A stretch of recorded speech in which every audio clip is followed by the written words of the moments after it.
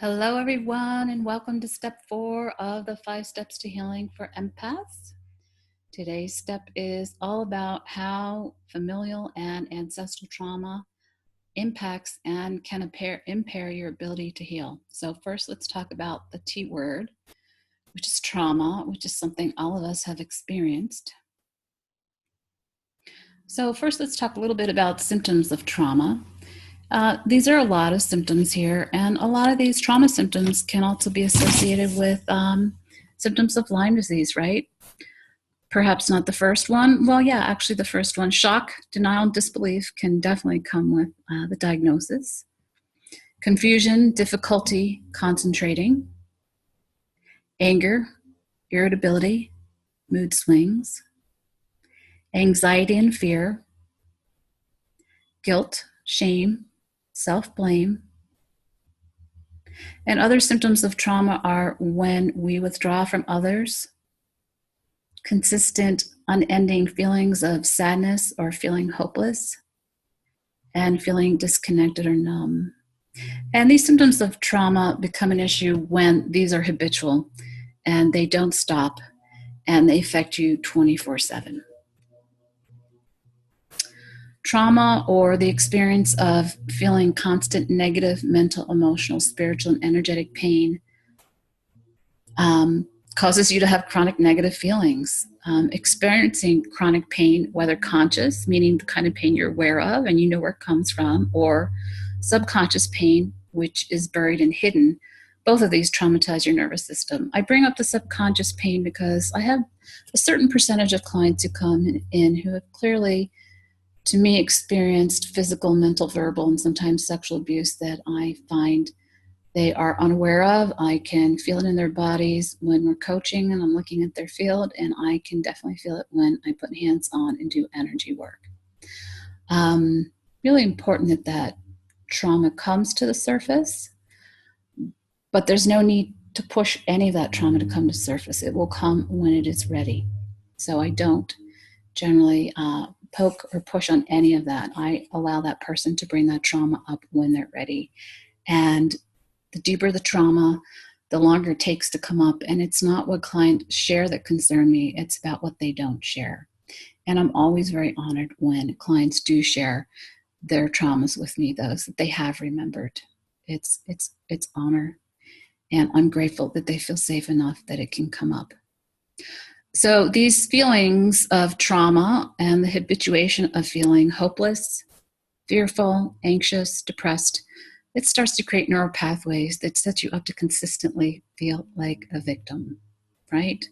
Meaning every time you feel pain, anxiety, or depression, whether it's just from your day-to-day activities or certain situation, you get triggered and you go down the old rabbit hole of trauma from the original trauma, reliving it all over again. So there's different levels of trauma. There's present-day trauma, there's past trauma, and there's fear of future trauma, right?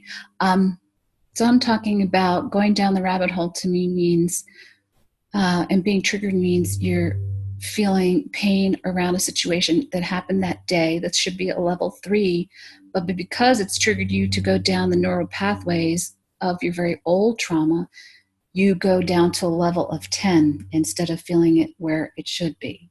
And so that's a really important piece to discern and look at and become mindful of. I hope that makes sense without going into it too much deeper.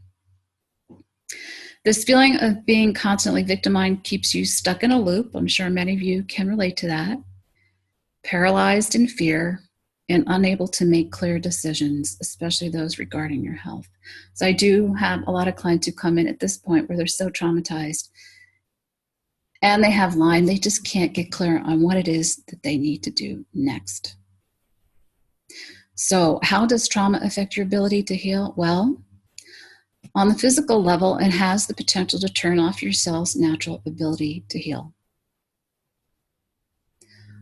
On the mental level, it creates a loop of constant negative thinking and negative stories that you just chronically tell yourself all day long that you're probably not even aware of. Emotionally, it stunts your ability to grow and mature. And those emotions tend to control you because you don't even know what they are. And when you do know what they are, you might not have the tools on how to deal with them effectively and to utilize them to your benefit. Spiritually, trauma will definitely, most often, there will come a time and place where it disconnects you from source and causes you to lose faith. That's a normal developmental stage of experiencing trauma and how it affects your spirituality. And so it will hopefully cause you, after you're done rolling around in agony and in that stage of grief, it will cause you to dig deeper. And if you want to heal, it will cause you to look deeper and reevaluate and reflect on what it is that you do believe, where you do get faith from, and hopefully it will help you reconnect to your heart space of love. And it will completely reshape and reshift your perspective and view on spirituality and where you are spiritually. Energetically, trauma creates holes in your energy field, and it makes it difficult to set boundaries. So what I mean by holes in the energy field is that, kind of this picture here, your energy field should be cohesive without any leaks, without any holes, without any funny spots. It shouldn't be wiggly or wavy. It should be even around different parts. It expands out about anywhere from 1 to 3 or more feet around your body, depending on what's going on. And when you've experienced trauma, it definitely contracts. Now, these holes are portals, and portals are gateways. And these gateways allow negativity to come into your life. So if you, how do I explain this? Again, the holes are gateways and gateways are portals. I guess I feel a little shy about talking about negativity, but the dark entities or the dark forces or spiritual interference or dissonance can only come into your field if you're weak. And so they look for those weaknesses, because just like the microbes feed off of your physical body and you are like a host to them, spiritually and energetically, it's the same way. So negative energies or spiritual dissonance likes to look for holes and portals in your field so that it can come in and feed off of you. And the more holes that you have, the easier it is for these energies to come in and cause a lot of chaos and resistance and drama in your life. So I just want to come full circle and say it's just really important to begin to understand what those gateways and portals are about and to learn how to set healthy boundaries with them, okay?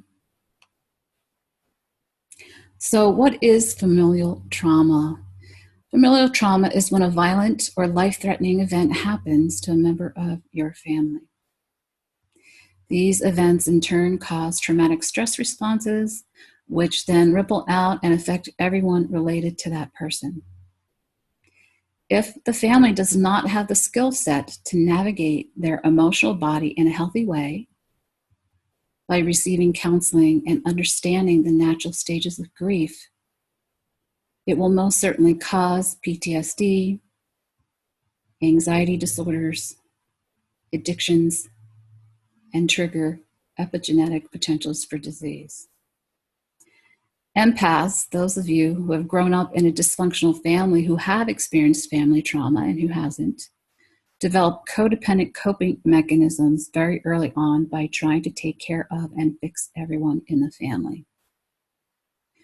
Because empaths are so energy sensitive, because you absorb the trauma from your parents, unconsciously taking it on mentally, emotionally, into your body and your energy field, it drains you to the point of exhaustion, contributes to the onset of disease, and impairs your ability to sustain long-term healing.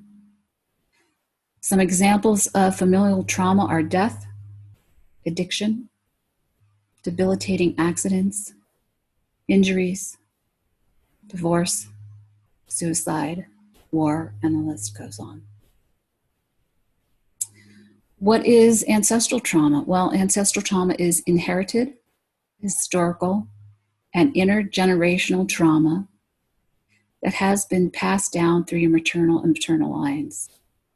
Ancestral traumas cause inexplicable emotional issues, unhealthy patterns, blockages, fears, miasms, potential health challenges, addictions, and a type of trauma that's difficult to resolve and undesirable behavior that keeps repeating itself.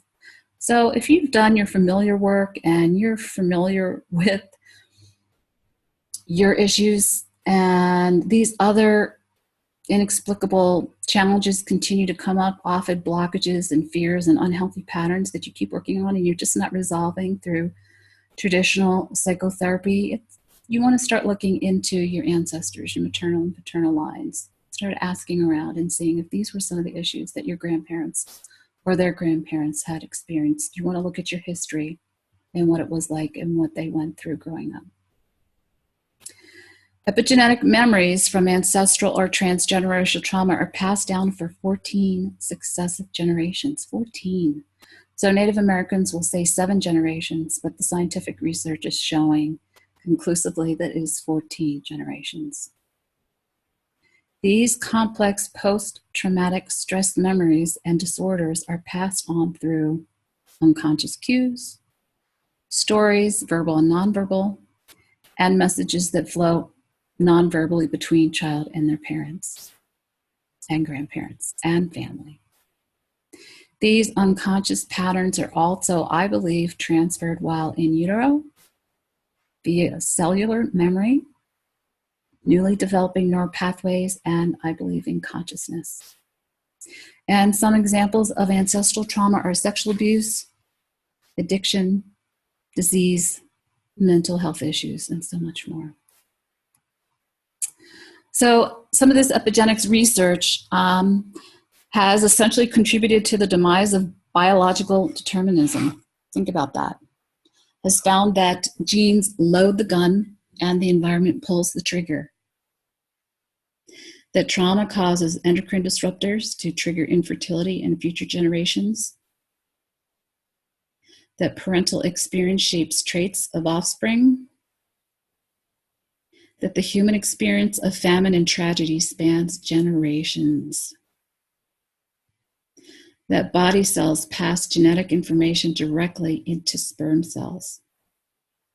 So, like we've talked about in some of the other steps, we touch on the real importance of and knowing that the air we breathe, the food we eat, the thoughts we allow, the toxins which we're exposed to, and the experiences we undergo, including the lack of love that we might feel, persevere in our descendants and remain in our progeny long after we are gone. We must be cognizant of the effects of our actions as they elicit a ripple effect through the proverbial sands of time. The hazards of contemporary living are the known or suspected drivers behind epigenetic processes, and these include heavy metals, pesticides, diesel exhaust, tobacco, hormones, radioactivity, viruses, bacteria, basic nutrients, and this article didn't even talk about highly sensitives or empaths or unconditional love or compassion or lack thereof. So fortunately, exercise, mindfulness, nutrition, and loving each other can neutralize some of the trauma for future generations. You might want to check back on this slide later. It's pretty potent in my mind. So ways to reduce trauma to the nervous system. Learn how to feel your feelings productively. As an empath, you feel your feelings deeper than most. Your feelings and emotions are here to teach you. They are your EGS, or I like to call it your emotional guidance system. They let you know when you are out of balance or when something is not right. Pay attention, don't ignore them. They're wise. When you don't learn how to feel your feelings, you may start to interpret all of your emotions as terrifying. So I have clients who are in their 60s. They've probably never felt their feelings. And they come in usually experiencing a dark night of the soul and are seeking some guidance. And so their emotions are starting to come to the surface. They can no longer repress them, push them down. and they feel overwhelmed. They're terrified. They've never allowed themselves to feel them. And when you've pushed them down for so long, for 50 plus years or 60 plus years, it can be pretty scary because they don't have the skill set. They don't know how to feel them productively. And so, again, it becomes terrifying. And if you're an empath without discernment, my favorite word, and knowing how to clear and release your feelings, they can feel daunting and paralyzing. Emotions and feelings have a predictable beginning, middle, and end. They are temporary and fleeting, although they might not seem like it at the moment. Learn how to love and honor your emotional body by cultivating what is called emotional intelligence. And emotional intelligence is the capacity to be aware of, control, and express your emotions in your interpersonal relationships in a judicious and empathetic way. Honor your emotional body and your feelings. The next way to reduce trauma in your system is by loving and honoring your trauma to the best of your ability, okay? So the first thing you want to do is you want to ground it. How do you do that? You get grounded. Be present in your body. If you're not present in your body, you're not going to know what you're feeling. And you can't honor what you don't know that you're feeling, right? So go outside, put your feet on the ground, take a walk in nature, take a shower, sleep on a grounding mat, whatever your choice of grounding, get grounded. Very first thing, be in your body, be present. You need to be in your body and be present in order to recall it. You want to remember the trauma. You want to bring it to the surface. You can do this in a ceremonial way. You can make it special. You can light some candles. You can bring in some crystals. You can put on some soothing music. You can limit the amount of time that you decide you choose to recall it and what comes up, okay? So ground it, recall it, sense it. As empaths, you are sensory beings. You feel, hear, see, and know so many things. Sense it. Many of you are clairsentient and claircognizant. So the best way to work with it instead of visually is just to feel it. Then you want to absolutely name it. Call it what it is. Whatever it is, call it out. I see you. I know you. I understand you're coming up for healing. Thank you. I must be ready. And then you want to love it. You want to embrace and love it instead of rejecting it. You don't want to push it away anymore. Again, it's coming up for healing. These things don't come up unless you're really ready. You might not feel ready. But trust me, I can tell you in my years of experience that these things don't come up unless you're really ready to look at it and heal it and move through it. You want to feel and experience it. Go into it. Just allow yourself to feel and be with it. You can do that 5 minutes a day, first thing in the morning when you get up, and 5 minutes before you go to bed. You can take out a half an hour during your day through meditation and do it that way. Doesn't matter how you do it. You can put healthy boundaries on it so that it doesn't overwhelm you, okay? You can call a friend before and after and process with them if it feels scary. Most importantly, receive its message and its wisdom. Trauma always has a message, and it's here to help you grow. It's probably here to help you get in touch with your spirituality. It's here to help you recreate your story. It's here to help you cultivate emotional intelligence. It's here to help you heal. The next thing you want to do is you want to share it. Release any shame or guilt that you have by sharing your trauma, your story. Sharing is different than venting.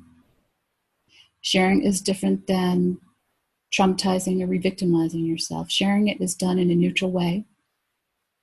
And it's a gift because not only do you share it with, give yourself permission to share it with others, but your sharing inadvertently helps those around you. You end up mentoring those around you and giving them permission to share their stories as well. And then ideally, you want to let it go. And just like forgiveness, it doesn't mean that you forget. You'll always remember. But through creating mindfulness, when you let it go, it's not going to control you as much anymore, okay? So please love and honor your trauma to the best of your ability. So how do we reduce this familial and ancestral trauma from your nervous system? There's a lot of things I'm going to talk about here. And as I do, I just want you to scan and see what you resonate with. And just start with any one of these. And if you've already done a few of these, maybe something else in here is going to strike your fancy and you're going to energetically feel a ping with, and that excites you. So the first place to start, of course, I think, is with the physical body, but it doesn't have to be the physical body. And you want to do gentle detox, because as the physical toxins are moving out, the emotional toxins that are stored on a cellular level will go out with the toxins as well. And then you want to have body work, because the body work just opens up all the contracting glands and muscles and ligaments and tendons, and allows the sludge and the lymph and the liver and the gallbladder and the kidneys to finally move stuff out. And the energy work, of course, works on your energy field and starts to move out all the energy that you've taken on from other people that maybe you're not really aware of. It's not yours, and kind of helps you separate it. And, you know, we need to receive as empaths. So receive this work, and it will start to release trauma from your system. The biggest gift you can give yourself and make all of this work really powerful is by going into any of these modalities with intention and with clarity. Being really clear that your intention is to reduce whatever way your body is ready to, whatever way your mind and your soul is ready to release this from your nervous system, from your whole body, okay? So go in there with an intention and clarity, and the paradox, of course, is that you go with attention and then you let it go and you let God. The next piece is absolutely do your family constellation work. Figure out what role, what archetype you played in your family, and if you're continuing to play it out and act it out in your life now, in your family life today. And just becoming cognizant and aware of that is oftentimes enough to start to shift it. Of course, receive counseling if you can't find family constellation work, and make sure you work with someone who you feel rapport with, who you really like, and that you feel like you're getting something out of. I talk to people who see counselors for years, the same person, and that feels really unhealthy to me. I personally use a lot of music, sound, and mantra. I find that to be incredibly soothing to my nervous system. And you can definitely go ahead and Google certain frequencies on YouTube that will specifically focus on removing trauma from your nervous system. I especially like to keep some type of CD in the car with me because I find driving to be particularly stressful. You absolutely need to learn the tool of cultivating mindfulness. Become mindful of what's going on around you, which means you witness it instead of plugging into it. You have a negative thought, and instead of following it down the rabbit hole, you, in that moment, step back and say, I choose to shift that thought, or I choose to shift that emotion if it's not serving you. Then there is neural repatterning. I know a lot of clients love the neural repatterning, and you can go ahead and Google that, read up on it, and if that's something you're in resonance with, please follow through with it. It has helped many, many people. Spiritual cleansing. Most empaths are psychics to varying degrees, and so spiritual cleansing is very, very important to keep your spiritual body clean. Chakra cleansing is very important, as each chakra is an energy system in your body that's related to a glandular system. It is your endocrine system. So taking care on the physical level of rebuilding and giving nutrients to your endocrine system is just as important as visualizing and seeing different colors and sounds and mantras on each one of your chakras and doing rebalancing. And of course, again, as an empath, you're very energy sensitive, so you need to learn how to do a lot of energy clearing work. Spiritual, chakra, and energy clearing are all very, very similar. There's a lot of different ways to do it, and those different ways change depending on what's going on for you that day. So please keep that in mind.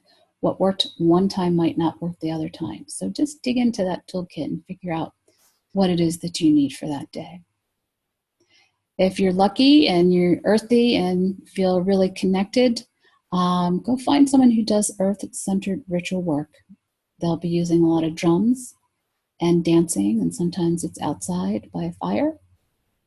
Make sure the drums don't trigger you. They won't for most people. Make sure that you're being held in a safe container by a very well-grounded, heart-centered, experienced and seasoned counselor who does this kind of work. I personally love this. I went to school in Northern California. We did a lot of this and really value it. But it has to be a really good fit and a right fit, because as empaths, a large group is going to overstimulate your nervous system. So I want you to feel safe. So there's all this talk about ancestral trauma, and what I want to talk about and how I want to reset and reshift your perspective around that is you also have loving, wise ancestors who are there for guidance. Call them in. Some of them are your spirit guides. Some of them are your angels. They are there for you. If you have grandparents that you just feel a resonance with and you feel a lot of love from, call them in. We've all been through trauma. And the lucky ones come out the other side with their heart still intact and still connected to spirit, right? Call on them for guidance. So visiting with a psychic or a medium can be very helpful for ancestral trauma. Sometimes it can be confirmation or affirmation of something that you sense or kind of have a knowing around. Just make sure they have a really good reputation, that they're really grounded, and just to take an extra precaution, make sure you cleanse before and afterwards and check in with a friend. A lot of times psychics or mediums I find to be about 70% accurate, and it can be a little disconcerting to trust the 70% and not really resonate with the rest of the 30%. So never believe anything any of them have to say 100%. Always look within and take the few pearls that they're able to give you and leave the rest. And of course, then there's soul retrieval work. And when you've experienced a lot of trauma, your soul doesn't want to be in your body. You disconnect. And there's beautiful soul retrieval work, again, that uses earth-centered ritual work, drumming and dance, to call back in your ancestors and to call back in your soul. So if you feel resonance with that, go ahead and look that up. So these are quite a few wonderful ways to reduce trauma from your nervous system and your whole body. So final thoughts on this fourth step. Each one of us has experienced familial and ancestral trauma to varying degrees. You know, you might go out there in the world and look at everyone and think that their life is just fine, but trust me, everyone who comes in here has endured quite a bit of either direct family trauma and or ancestral trauma. Become mindful of how it affects you. Embrace it by feeling your feelings and grieving. Discern, there is that favorite word again, discern how much is yours and how much is others. Do not allow yourself to become attached or addicted or too identified with your familial and ancestral story. These are stories, they are not you. They affect you, they impact you, but they are not who you are. Therefore, recreate your story into a positive one of empowerment, however you want to do that, however you choose to do that. Take responsibility in co-creating your life now that you know and understand what has impacted you from birth on till now.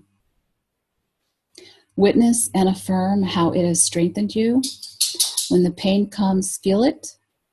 And if it continues to be overwhelming and you feel like it no longer serves you, please use the Ho'oponopono prayer. I am sorry. Please forgive me. Thank you, and I love you. I want you to say this to your trauma, to your ancestors, to your family, to your spouses, to those who have hurt you, to your sexuality, to your finances, to your house, to your car, to the world, to the plants, to the animals,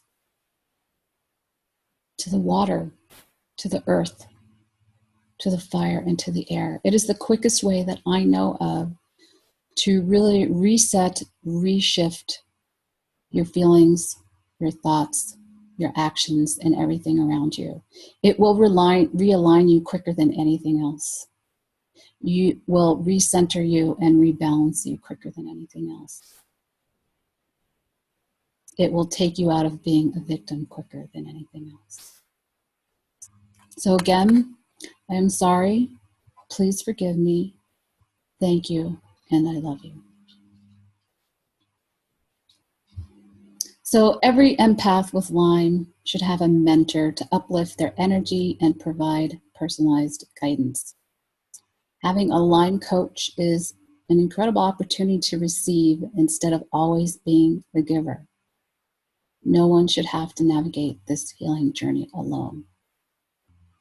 I would be honored and thrilled if you allowed me to show you back to health, healing, and recreating your life. And this is a testimonial that one of my clients gave me. I am so grateful to work with you, Leila. My life and health is changing so fast. Never thought I could get so far so quickly. Thank you for your mentorship, energy work, intuitive coaching, health wisdom.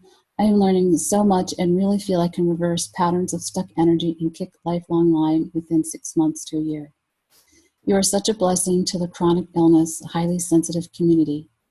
I have paid many people to do so many services, and you offer it all with your vast experience and understanding. Your guidance is so rare for those of us in the Lyme and chronic fatigue syndrome community. Thank you. Through the end of this month, you can receive 20% off when you sign up for my Transform Lyme Healing Program. And I wanted to let you know that I do have a referral program. Receive 20% off your Transfer Lyme Healing Program when someone you refer signs up, and receive 10% off when you refer me for a radio interview, TV program, live event, workshop, and I am available to fly out to your area for the weekend and have sessions with you. Here's a picture of my Transform Lyme from my website. And another testimonial. Wow, you're amazing. And to think this is only the beginning blows my mind. Laugh out loud. I will do what I am told. Thank you for your guidance. It feels so good to have someone on my side that knows me on the deepest level. I feel like I'm being freed in some magical spiritual way. You nailed it in everything that it brought to me tears. God bless your intuitive gifts. I feel so lucky to have found you. And that's from Evangelia, who runs the Holistic Lyme Forum. We started working together, and she didn't write that for me. She actually just wrote it to me as an email, and I asked her if I could use that as a testimonial. Okay, everyone, love and blessings. Again, I am sorry. I love you. I forgive you, and I am grateful to you. And I want you to please, please remember the effect you have on others is the most valuable currency there is. So get healthy, be well, reach out, receive, nurture, and take care of yourself. And until next time, sending you love.